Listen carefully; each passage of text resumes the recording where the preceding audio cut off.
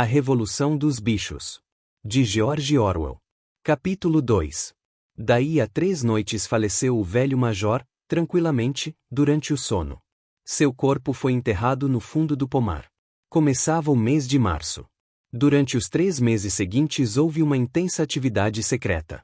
As palavras do major haviam dado uma perspectiva de vida inteiramente nova aos animais de maior inteligência da granja. Não sabiam quando teria lugar a revolução prevista pelo major, nem tinham razões para acreditar que fosse durante a existência deles próprios, mas percebiam claramente o dever de prepararem-se para ela.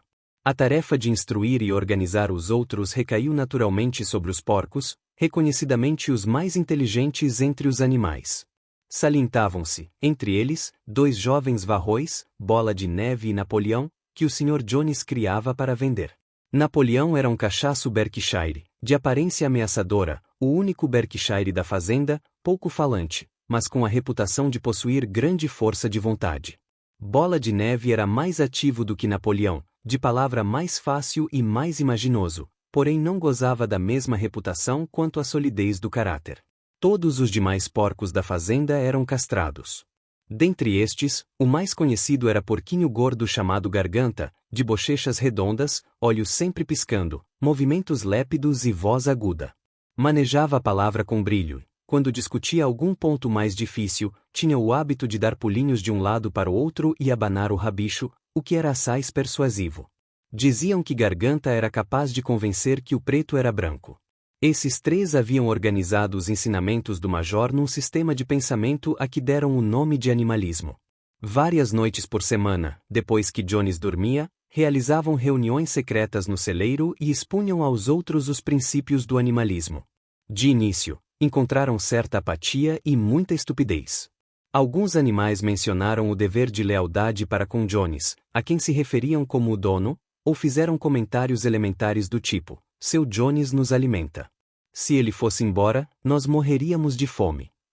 Outros faziam perguntas como: que nos importa o que acontecerá depois da nossa morte? Ou, se essa revolução vai ocorrer de qualquer maneira, que diferença faz trabalharmos por ela ou não?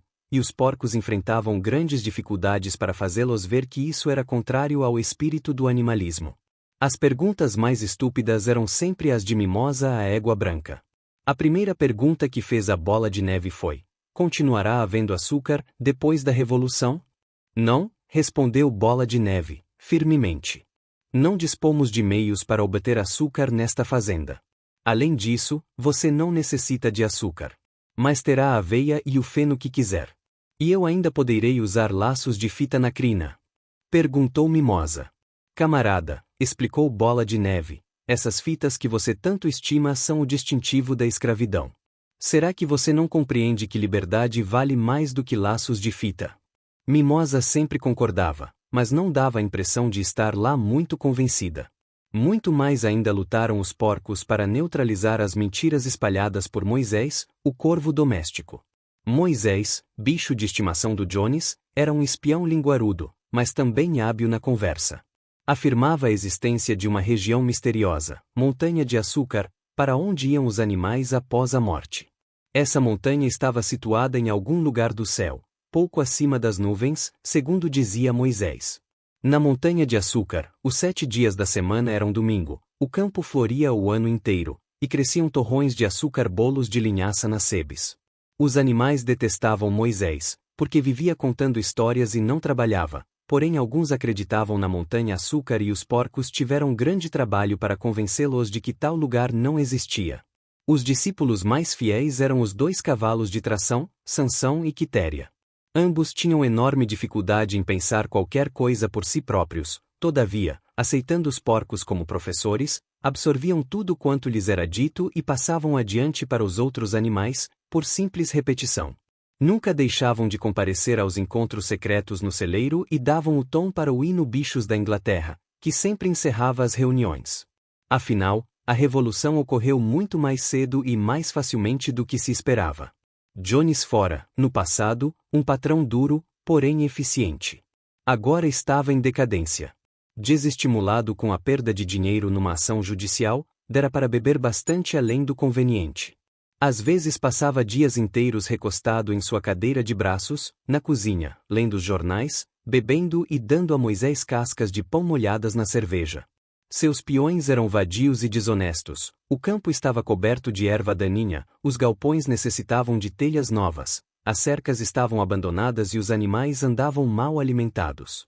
Junho chegou, e o feno estava quase pronto para o corte. No dia 23 de junho, um sábado, Jones foi a Willingdon e bebeu tanto no Leão Vermelho, que só regressou ao meio-dia de domingo. Os homens ordenharam as vacas de manhã cedo e saíram para caçar lebres, sem se preocuparem com a alimentação dos animais.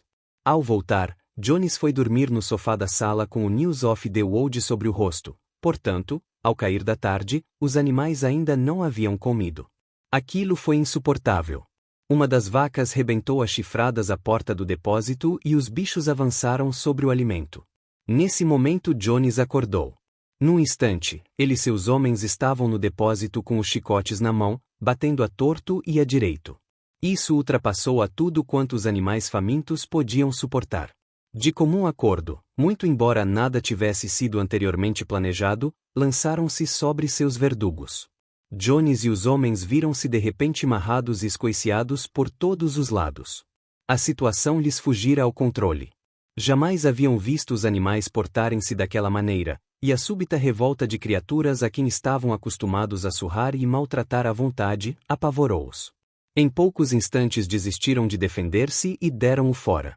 Um minuto depois, os 5 voavam pela trilha rumo à estrada principal, com os bichos a persegui-los triunfantes. A mulher de Jones olhou pela janela do quarto, viu o que acontecia, reuniu às pressas alguns haveres dentro de uma bolsa de pano e escapuliu da granja por outro caminho. Moisés levantou o vôo do poleiro e bateu asas atrás dela, grasnando ruidosamente. Enquanto isso, os bichos haviam posto Jones e os peões para fora da granja, fechando atrás deles a porteira das 5 barras.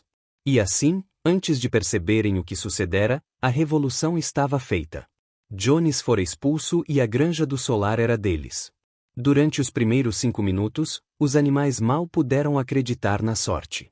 Seu primeiro ato foi galopar pelos limites da granja, como para verificar se nenhum ser humano ficará escondido. Depois correram de volta às casas da granja, para varrer os últimos vestígios do odiado império de Jones.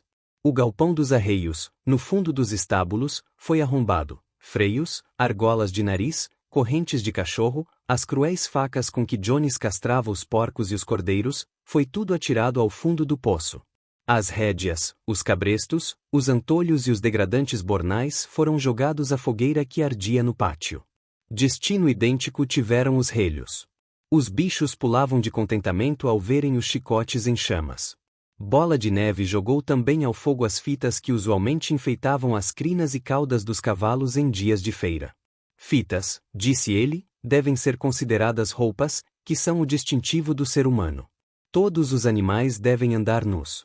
Ao ouvir isso, Sansão foi buscar o chapeuzinho de palha que usava, no verão, para afastar as moscas de suas orelhas, e jogou-o também no fogo. Em curto tempo, os bichos destruíram tudo quanto lhes recordava Jones. Napoleão conduziu-os de volta ao depósito de forragem e serviu uma ração dupla de cereais para todo mundo, com 2 biscoitos para cada cachorro. Depois cantaram bichos da Inglaterra de ponta a ponta, 7 vezes, uma atrás da outra, deitaram-se e dormiram como nunca. Acordaram, porém, de madrugada, como sempre, e, ao lembrarem-se do glorioso acontecimento da véspera, correram para a pastagem. A pequena distância havia uma colina que comandava a vista de quase toda a fazenda. Os animais subiram ao topo e olharam em volta, à luz clara da manhã. Sim, era deles. Tudo quanto enxergavam era deles. No êxtase desse pensamento, viraram cambalhotas e saltaram, num arroubo de contentamento. Molharam-se no orvalho, morderam a deliciosa grama do verão, arrancaram torrões de terra e aspiraram aquele cheiro delicioso. Depois fizeram um circuito de inspeção em toda a granja, vistoriando, com muda admiração, a lavoura, o campo de feno, o pomar, a lagoa e o bosque. Era como se, anteriormente, nunca tivessem visto aquilo, e mal podiam acreditar. Tudo era deles. Voltaram, então, para as casas da granja e pararam silenciosos junto à porta da casa grande. Era deles também, mas sentiram um certo receio de entrar. Depois de alguns instantes, porém, Bola de Neve e Napoleão forçaram a porta, e os animais entraram, em fila, caminhando com o maior cuidado para não desarrumar nada. Andaram na ponta dos pés, de um aposento para o outro, falando baixinho e olhando com certa reverência o luxo inacreditável, as camas, os colchões de penas, os espelhos, os sofás de crina, o tapete de Bruxelas, a litografia da Rainha Vitória sobre a lareira da sala. Quando desciam as escadas, deram pela falta de mimosa. Voltando, descobriram-na no quarto principal. Havia apanhado no toucador da Sra. Jones um pedaço de fita azul e segurava-o contra a espádua, admirando-se no espelho, com trejeitos ridículos. Repreenderam-na acerbamente e saíram todos. Alguns presuntos, pendurados na cozinha, foram levados para fora e enterrados. O barril de cerveja da copa foi rebentado com um coice de Sansão. Além disso, nada mais foi tocado na casa. Ali mesmo foi aprovada por unanimidade a resolução de conservá-la como museu. Concordaram em que nenhum animal jamais deveria habitá-la. Os bichos tomaram a refeição matinal e foram outra vez convocados por Bola de Neve e Napoleão. Camaradas, disse Bola de Neve, 6h15, e temos um longo dia pela frente. Iniciaremos hoje a colheita do feno. Mas antes há outro assunto para tratarmos. Os porcos revelaram que durante os últimos 3 meses haviam aprendido a ler e escrever, no velho livro de ortografia dos filhos de Jones, que fora jogado no lixo. Napoleão mandou buscar latas de tinta preta e branca e conduziu-os até a porteira das 5 barras que dava para a estrada principal. Então, Bola de Neve, que era quem escrevia melhor, pegou o pincel entre as juntas da pata, apagou o nome Granja do Solar do travessão superior, em seu lugar escreveu Granja dos Bichos. Seria esse o nome da granja daquele momento em diante. Depois disso, voltaram para as casas da granja. Bola de Neve e Napoleão mandaram buscar uma escada e ordenaram que fosse encostada à parede do fundo do celeiro grande. Explicaram que, segundo os estudos que haviam feito nos últimos 3 meses, era possível resumir os princípios do animalismo em 7 mandamentos. Esses 7 mandamentos, que seriam agora escritos na parede, constituiriam a lei inalterável pela qual a granja dos bichos deveria reger sua vida a partir daquele instante, para sempre. Com alguma dificuldade, pois não é fácil um porco equilibrar-se numa escada de mão, Bola de Neve subiu e começou a trabalhar, enquanto Garganta, alguns degraus abaixo, segurava a lata de tinta. Os mandamentos foram escritos na parede alcatroada em grandes letras brancas que podiam ser lidas a muitos metros de distância. Eis o que dizia o letreiro. Os 7 mandamentos. 1. Qualquer coisa que ande sobre 2 pernas é inimigo. 2. Qualquer coisa que ande sobre 4 pernas, ou tenha asas, é amigo. 3. Nenhum animal usará roupas. 4. Nenhum animal dormirá em cama. 5. Nenhum animal beberá álcool. 6. Nenhum animal matará outro animal. 7. Todos os animais são iguais. Estava tudo muito bem escrito, com exceção da palavra álcool, que foi escrita álcool, e de um dos esses, que foi desenhado ao contrário. O conjunto ficou bastante bom, e Bola de Neve leu em voz alta para os demais. Todos os animais balançaram a cabeça, de pleno acordo, e os mais vivos começaram imediatamente a decorar os mandamentos. E agora, camaradas, disse Bola de Neve, deixando cair o pincel, ao campo de feno. É uma questão de honra realizar a colheita em menos tempo do que Jones e seus homens. Nesse momento, porém, as vacas, que já vinham dando sinais de inquietação, começaram a mugir. Havia 24 horas que não eram ordenhadas e estavam com os úberes quase estourando. Depois de alguma reflexão, os porcos pediram baldes e ordenharam as vacas com relativo êxito, pois seus cascos adaptavam-se bem à tarefa. Em breve obtinham 5 baldes de um leite espumante e cremoso, que muitos bichos olharam com considerável interesse. Que vamos fazer com esse leite? Perguntou alguém. Jones às vezes misturava um pouco ao nosso farelo, disse uma galinha. Não se preocupem com o leite, camaradas. Gritou Napoleão, postando-se à frente dos baldes. Nós trataremos deste assunto. A colheita é mais importante. O camarada Bola de Neve os conduzirá. Eu seguirei dentro de alguns minutos. Avante, camaradas. O feno está à espera. Os animais marcharam rumo ao campo de feno, para o início da colheita, e quando voltaram, à tardinha, notaram que o leite havia desaparecido.